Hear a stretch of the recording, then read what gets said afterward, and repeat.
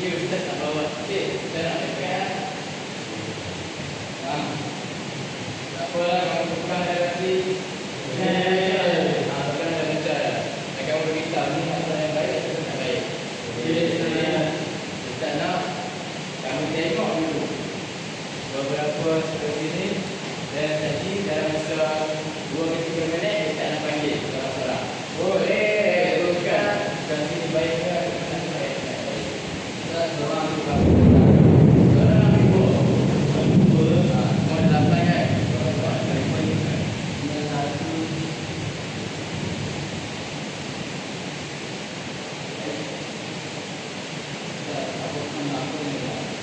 Semua dah begitu. Langsung dia dapat 7 boleh. Amal satu. Kamu tengok dulu, nanti kita nak pergi.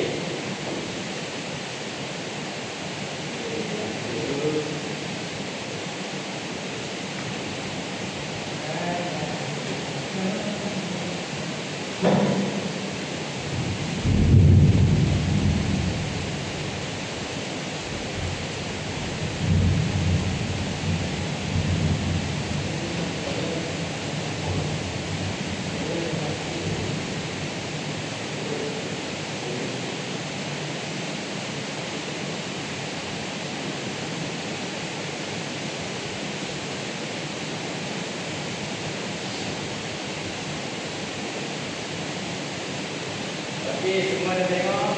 Saya selesai. Okey, kita akan bagi secara awak dah. Okey, kita nak boyong dulu. Awak berdua fotonya ayat tu. Hadapan dan belakang dan boyong tentukan. Dari situ yang mana? Baik atau tidak baik. Okey, yang pertama, saya tidak akan menerima teguran daripada rakan. Ini benar. Tidak terima teguran daripada yang tidak baik.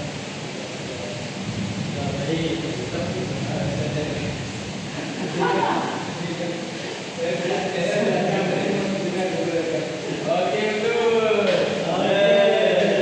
Siapa yang kedua? Saya memanggil rakan dengan panggilan yang baik. Saya mengingatkan dengan panggilan yang baik. Okey, betul. Okey, betul. Okey, terusnya. Terusnya kita nak depan pula. Okey, depan dan baca pertanyaan tersebut. Saya perlu menjadi membantu rakan yang dalam kesusahan.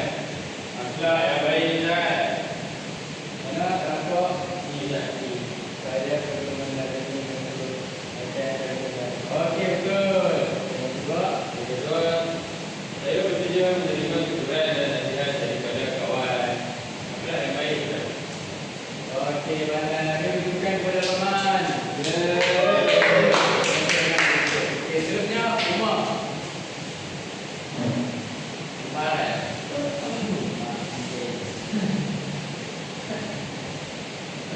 Okey, Umar. Baca berbagai ayat tersebut. Okey, nama baca dan tunjukkan. Buyung. Apa? Okey, cepat Umar. Saya tidak menjadi rakan saya yang sakit. Okey, betul. Saya tidak membantu rakan saya dalam kesusahan. Ini adalah saya tidak membantu rakan saya dalam kesusahan. Ada yang baik, Ustaz? Betul ke apa yang baik? Kau Umar baca balik. Saya tidak membantu rakan saya dalam kesusahan. Tak bantu dia. Tak lu Kalau kamu tak bantu, betul dah lama susah. Tak ada orang yang tu lagi. Baik ke tak baik? Kalau kamu tak bantu orang kamu susah, baik ke tak baik? Saya tak baik, Ustaz. Jadi, Ustaz, alam yang tidak baik, Ustaz. okey, tunjukkan kepada Umar. Siapa yang belum? saya. Okey, Umar. Coba bantukan dapat. Dia tak? Okey, kau tak cakap.